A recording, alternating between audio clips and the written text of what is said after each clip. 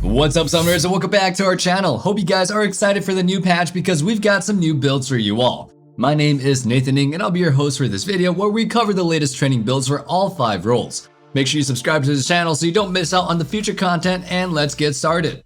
Beginning with the top lane, we'll talk about Sejuani. With the massive reductions to lifesteal as well as the previous nerfs to fighter items, top lane tanks are clawing their way back into the meta. With this build, you'll prove to be a powerful threat in lane, who can also threaten kills on enemy carries in the mid to late game. One big part about this build is that you can take Summoner Ignite over Flash. Sejuani has decent mobility with her Q, so you can opt for the extra kill power instead.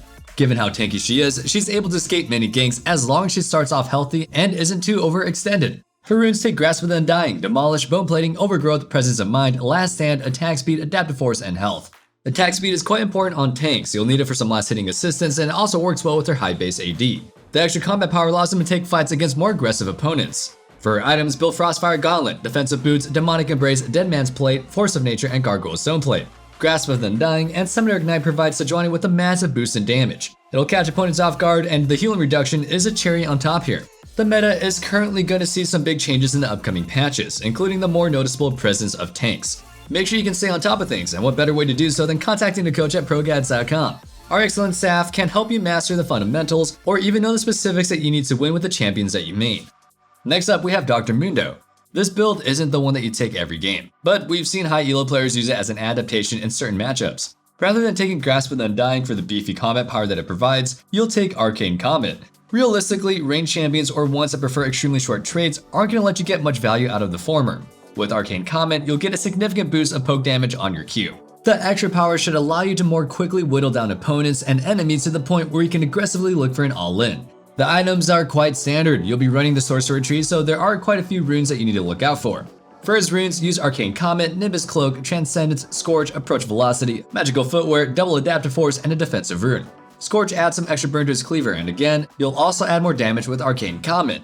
With that added pressure, you should be able to scare off opponents and pose a much bigger threat. For the items, build Frostfire Gauntlet, Defensive Boots, Hullbreaker, Dead Man's Plate, Force of Nature, and Demonic Embrace. I'm a big fan of Hullbreaker, especially because Mundo is already pretty solid at pressuring a side lane. With a solid early game lead, he can transition into a powerful mid or late game split pusher anytime that he has his teleport available.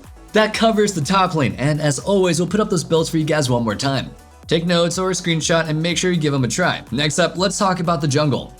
Starting off the jungle picks, we have Natalie. Recently given some minor buffs, it's no surprise that she's gained popularity in this patch. Whether her play rates will persist into the following patches is another question, but regardless, we have a new build for you all. This build is an AP build that also helps Natalie chase down her enemies. By building a Frostfire Gauntlet, you're also able to slow down enemies and chase them down, making it much harder for them to escape or kite. In addition, Frostfire Gauntlet grants a generous amount of health, providing some extra durability which can come in handy when you're diving in as Natalie's Cougar form. For her runes, say Conqueror, Triumph, Tenacity, Coup de Grace, Sudden Impact, Treasure Hunter, Attack Speed, Adaptive Force, and Health. The addition of the new Treasure Hunter rune should make early aggression and picking up early takedowns significantly more rewarding than before.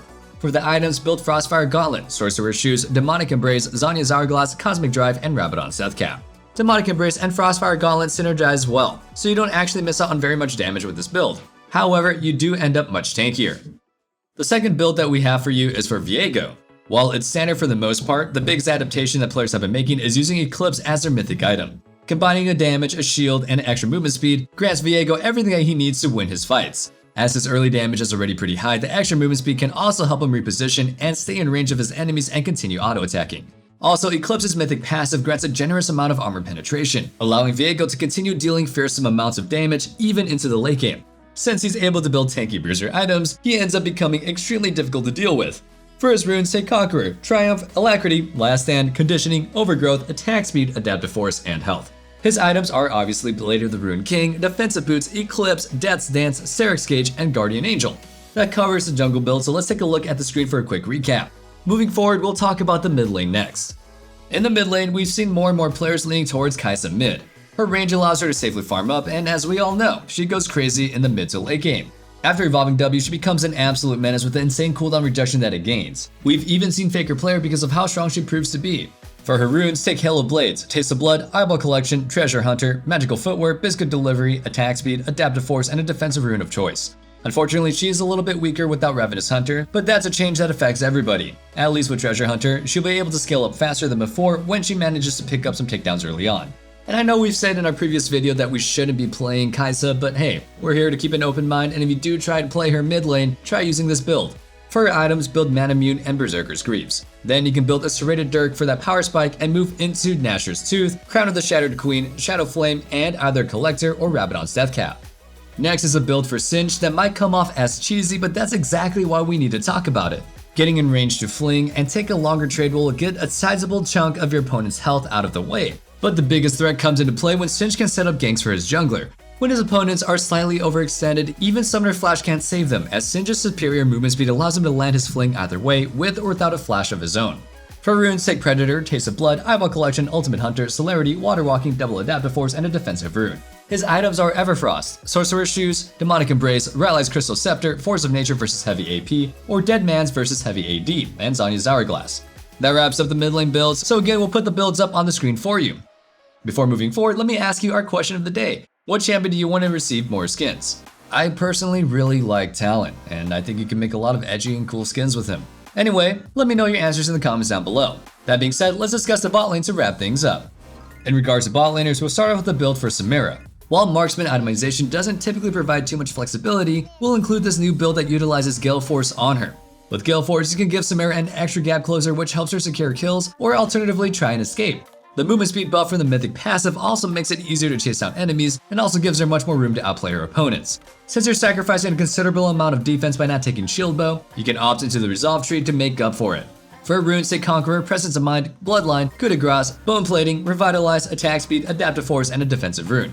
There's a lot of small adaptations that you'll need to make with her. Her items are going to be Gale Force, Defensive Boots, and Collector of a Head, otherwise Bloodthirster, Infinity Edge, Death's Dance against Heavy AD, or Maw against Heavy AP, and either Lord Dominic's Regards or Guardian Angel. You'll need to adapt quite a bit since again, you're not going to have Shield Bow's shield to protect you.